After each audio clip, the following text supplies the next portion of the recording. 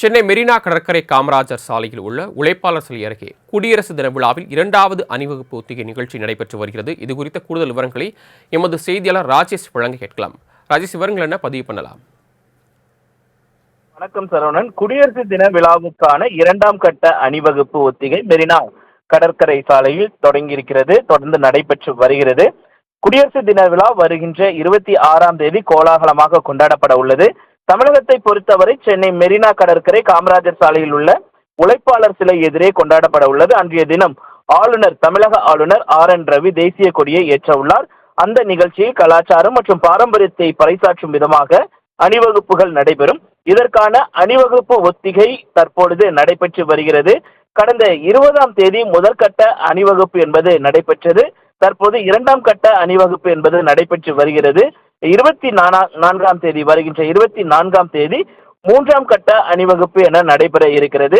இந்த 3 தினங்களும் மெரினா காமராஜர் சாலைக்கு ஒத்திகை ஏற்பாடு செய்யப்பட்டிருக்கிறது. திட்டமிட்டபடி இந்த 2வது ஒத்திகை என்பது இன்று நடைபெற்று வருகிறது.